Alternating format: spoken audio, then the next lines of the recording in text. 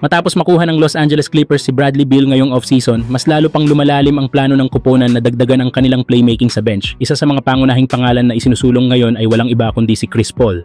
Ayon kay Lawrence Frank, President of Basketball Operations ng Clippers, si Paul ay strongly considered bilang susunod na target ng koponan sa free agency. Sa isang virtual na media availability nitong Sabado, kinumpirma ni Frank ang interes ng Clippers kay Paul at binigyang diin ang kahalagahan ng veteranong guard sa kasaysayan ng franchise. Si Chris ay isang mahusay na manlalaro at mahusay na Clipper. Natural lang na isa siya sa mga malapit naming isaalang-alang, ani Frank. Matatanda ang naging bahagi si Paul ng Clippers mula 2011 hanggang 2017 kung saan naitala niya ang 18.8 points, 9.8 assists at 2.2 steals kada laro sa loob ng 6 na season. Bagamat matagal nang pinag-uusapan ang reunion, wala pa ring formal na kasunduan ng dalawang kampo kahit pa pumalo na sa 19 days ang free agency. Huling naglaro si Paul para sa San Antonio Spurs noong nakaraang season, kung saan pinili niyang maging bahagi ng rebuilding phase ni Victor Wembanyama sa halip na sumali sa championship contender. Sa ngayon, malinaw na isa sa mga pangunahing layunin ng Clippers ay ang dagdagan ang kanilang playmaking at ball handling depth. Bukod pa rito, kung sakaling matuloy ang pagbabalik ni Paul sa LA, muling magsasama sila ni James Harden na naging kakampi niya sa Houston Rockets mula 2017 hanggang 2019. Si head coach Tyronn Lue rin ay dating assistant coach sa Clippers noong aktibo pa si Paul sa team.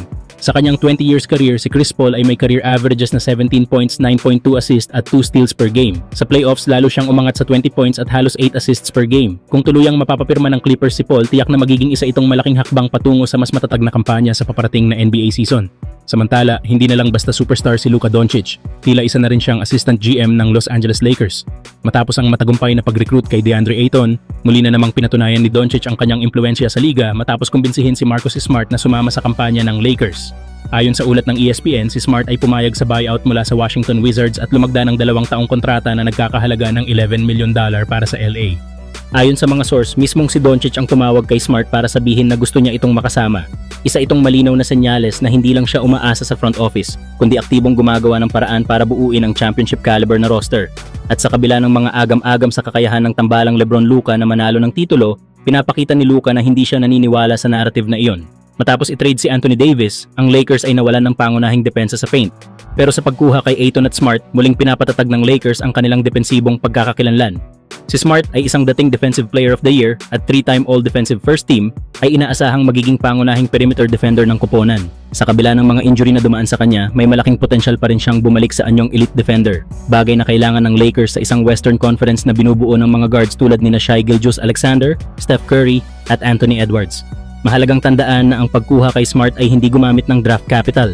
Ginamit ng Lakers ang non-taxpayer mid-level exception na available matapos hindi ipagpatuloy ang kontrata ni Dorian Finney-Smith na bahagi ng plano ng team para magkaroon ng flexibility sa 2026. Bukod dito, may mga lumulutang na ulat na pinag-uusapan na rin ng Lakers ang mga posibleng trade gamit ang expiring contracts ni Gabe Vincent, Maxi Kleber at Rui Hachimura.